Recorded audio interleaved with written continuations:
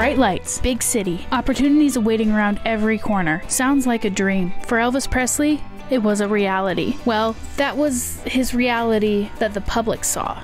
Welcome back, everyone. If you're new here, great! I'm Lindsay Tague, and I teach and share all I know about Elvis Presley. I grew up in a very Elvis-obsessed family, so I figured it would be useful to share all of my random facts with as many people as possible, so I don't have to suffer alone. Last time, I gave a backstory on Elvis and his rise to fame, from birth all the way to his failed movie stardom. Elvis was known for being stubborn, so he didn't let the terrible acting career stop him from being a star. In the late 60s and early 70s was truly his time to shine. Presley did something that was so big and spectacular, it put him right back on the map.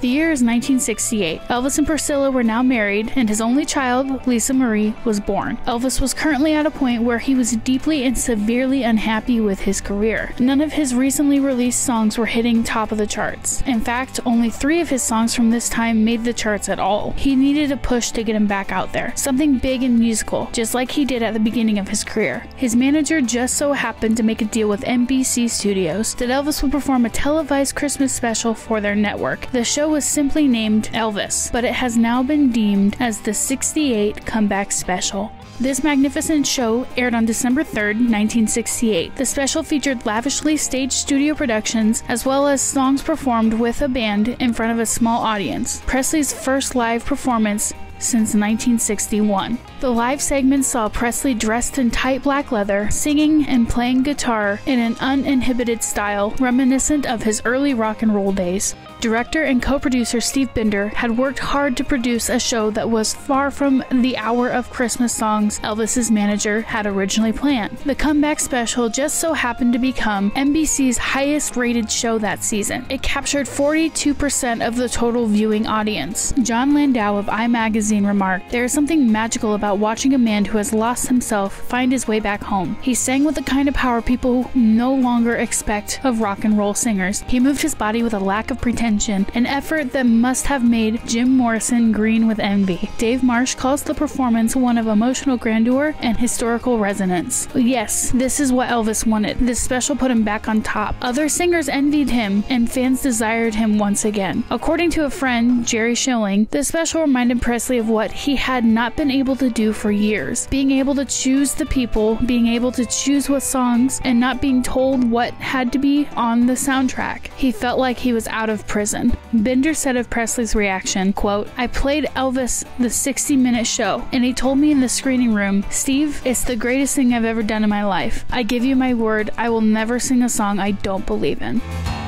Elvis wasn't going to stop after the Comeback Special. No. He wanted to keep going. Being in high demand, he went on tour again. He started releasing music that he wanted to release, music he believed in. In 1969, Elvis entered his Vegas era. Growing up, I had always associated 2 things with Las Vegas: casinos and Elvis. Turns out, those aren't really unrealistic comparisons.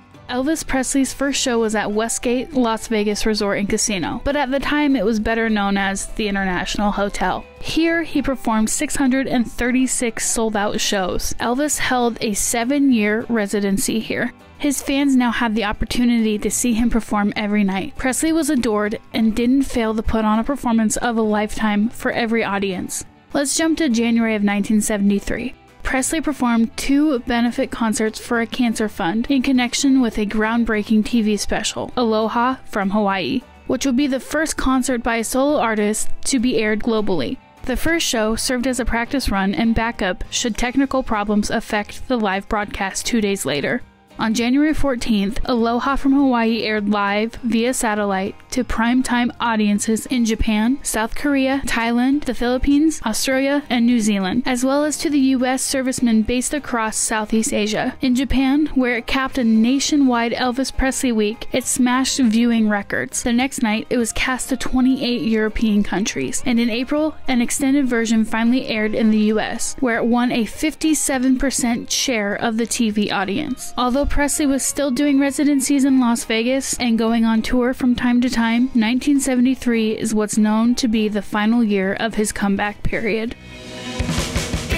Priscilla and Elvis were divorced, sharing custody of Lisa Marie, and Presley's health was noticeably declining. Twice during that year, he overdosed on barbiturates, spending 3 days in a coma in his hotel suite after the first incident. Towards the end of 1973, he was hospitalized, semi-comatose from the effects of a pethidine addiction. According to his primary care physician, better known as Dr. Nick, he said Presley felt that by getting drugs from a doctor, he wasn't the common everyday junkie getting something off the street. Since his comeback, he had staged more live shows with each passing year, and 1973 saw 168 concerts, his busiest schedule ever. Despite his failing health, in 1974, Presley undertook another intensive touring schedule. Presley's fast pace and lavish lifestyle became too much for his body to handle. On the evening of Tuesday, August 16, 1977, Presley was scheduled to fly out of Memphis to begin another tour. He was found unresponsive in his Graceland mansion and was later pronounced dead from cardiac arrest.